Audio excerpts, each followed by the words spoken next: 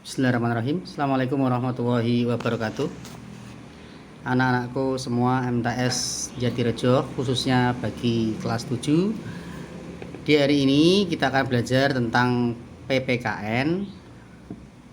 Bab yang pertama tentang sejarah lahirnya Pancasila. Sebelum kita belajar mengenai sejarah lahirnya Pancasila, tentu kalian semua sudah paham apa itu Pancasila. Pancasila adalah dasar negara Indonesia.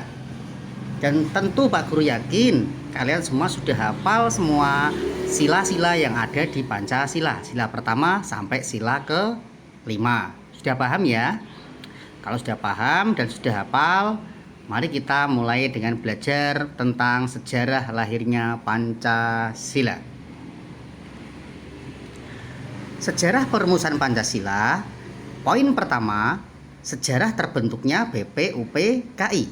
BPUPKI atau Badan Penyelidik Usaha-Usaha Persiapan Kemerdekaan Indonesia atau dalam bahasa Jepang disebut Dokuritsu Junbi Kosakai, dibentuk pada tanggal 1 Maret 1945.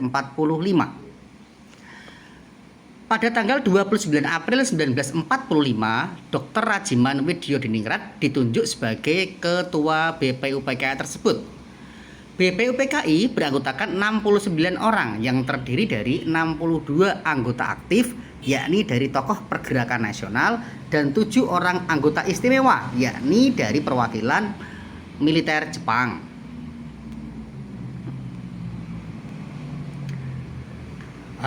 Sidang BPUPKI terlaksana 2 kali, ya. BPUPKI bersidang 2 kali. Sidang yang pertama pada tanggal 29 Mei sampai 1 Juni 1945 yang membahas tentang rancangan dasar negara.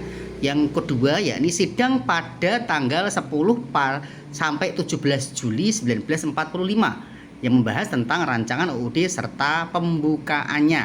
Nah, ini adalah gambaran sidangnya pada masa pergerakan nasional tersebut.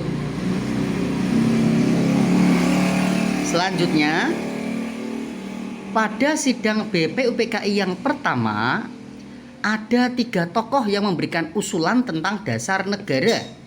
Yang pertama, usulan datang dari Bapak Muhammad Yamin. Beliau usul pada tanggal 29 Mei 1945. Beliau mengusulkan dasar negara dengan 5 poin, yakni yang pertama pri kebangsaan, 2 pri kemanusiaan, yang ketiga pri ketuhanan, 4 pri kerakyatan, yang kelima pri kesejahteraan rakyat. Nah, di samping usulan lisan tersebut, beliau juga mengajukan usulan secara tertulis. Nah, berikut adalah usulan tertulis Bapak Muhammad Yamin. Yang pertama, ketuhanan yang Maha Esa. Yang kedua, kebangsaan persatuan Indonesia. Yang ketiga, rasa kemanusiaan yang adil dan beradab. Yang keempat, kerakyatan yang dipimpin oleh hikmat kebijaksanaan dalam permusyawaratan perwakilan. Nah, selanjutnya tokoh yang kedua yang memberikan usulan yakni Dr. Mr. Supomo pada tanggal 31 Mei 1945. Beliau mengusulkan 5 poin dasar negara. Poin pertama sampai poin kelima ini ya. Yang pertama persatuan, yang kedua keseimbangan lahir dan batin, 3 kekeluargaan, 4 keadilan rakyat, dan yang kelima musyawarah. Nah, ini foto dari Bapak Dr. Mr. Supomo. Kemudian usulan yang ketiga dari Insinyur Soekarno. Ini Pak Karno ya. Beliau usul pada tanggal 1 Juni 1945. Ada 3 poin yang diusulkan oleh Bapak Insinyur Soekarno. Yang pertama tentang dasar negara. Beliau mengajukan 3 usulan dasar negara, yakni Pancasila, Trisila, atau Ekasila. Mana yang paling cocok nanti dipilih dalam sidang BPUPKI. Nah, pada hari ini muncul pertama kali istilah Pancasila. Maka dari itu hari ini tanggal 1 Juni 1945 dijadikan sebagai hari lahirnya Pancasila. Maka jangan sampai lupa, jika ada pertanyaan kapan lahirnya Pancasila atau hari Pancasila diperingati, yakni tanggal 1 Juni. Sedangkan isi Pancasila ini ya, menurut usulan Bung Karno dulu, satu kebangsaan, 2 kemanusiaan, 3 musyawarah mufakat, yang keempat kesejahteraan rakyat, dan yang kelima ketuhanan yang berkebudayaan. Isi Trisila yakni sosionasionalisme, sosiodemokrasi, dan yang terakhir ketuhanan. Sedangkan isi dari Ekasila yakni gotong royong. Setelah pidato Bapak Soekarno di tanggal 1 Juni 1945, maka sidang BPUPKI yang pertama dihentikan. Kemudian dibentuklah panitia kecil yang berjumlah 9 orang yang bertugas menggolongkan atau mengelompokkan usulan-usulan yang tertulis yang masuk pada sidang tersebut. Ya. Nah, ini adalah foto beliau Bapak Insinyur Soekarno. Nah, setelah panitia kecil dibentuk, diperoleh usulan yang banyak. Usulan yang terbanyak yaitu agar Indonesia merdeka selekas-lekasnya. Ya. Ada poin-poin penting usulan yang dicatat. yakni ada perbedaan pendapat mengenai hubungan antar agama dan negara. Poin kedua, golongan agama atau Islam mengusulkan agar negara berdasarkan syariat Islam. Nah, ini nanti yang jadi polemik karena golongan agama ini mayoritas Islam mengusulkan bahwa agar Indonesia berdasar syariat Islam. Sedangkan golongan nasionalis mengusulkan negara berdasarkan persatuan. Ya, karena ada perbedaan pendapat yang harus diselesaikan, maka dibentuklah panitia kecil lagi yang mewakili kedua golongan panitia ini yang dikenal dengan panitia 9. Itu ya.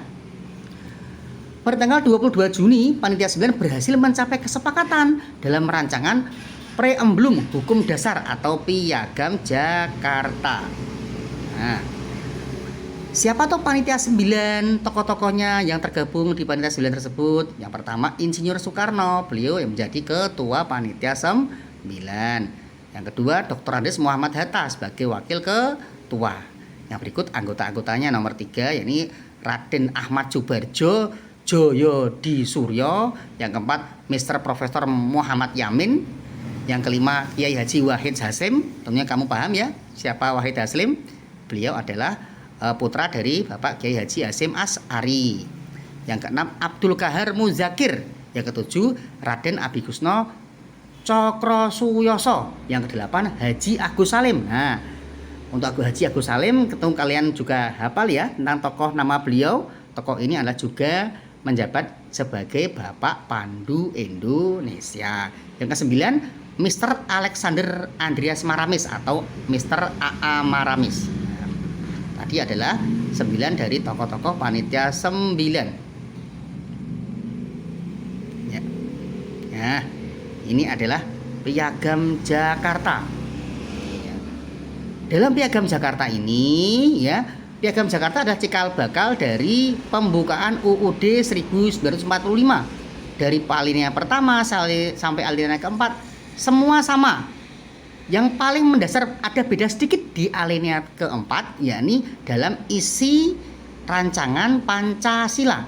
Jika dalam Piagam Jakarta di alinea keempat di rancangan Pancasila, dalam poin pertama ini ada kata-kata atau kalimat ketuhanan dengan kewajiban menjalankan syariat Islam bagi pemeluk-pemeluknya. Nah, ini yang menjadikan polemik. Maka gara-gara ini sempat terjadi perpecahan antara golongan agama dan golongan nasional. Tapi akhirnya mencapai kesepakatan dengan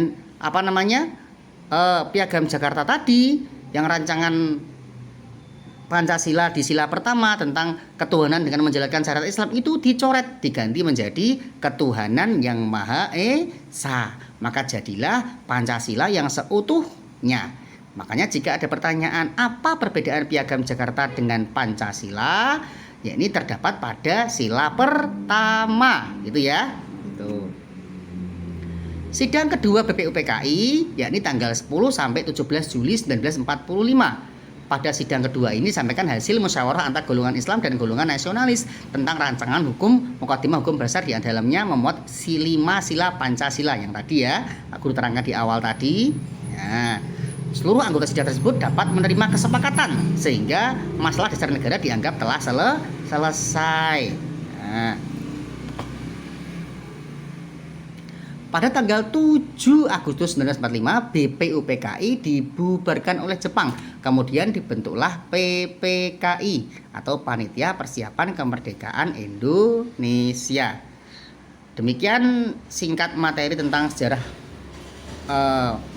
lahirnya Pancasila yang dimulai dengan adanya pembentukan BPUPKI sampai dibubarkannya BPUPKI. Untuk materi selanjutnya akan Bapak Guru sambung di pertemuan berikutnya. Terima kasih. Saya Wassalamualaikum warahmatullahi wabarakatuh.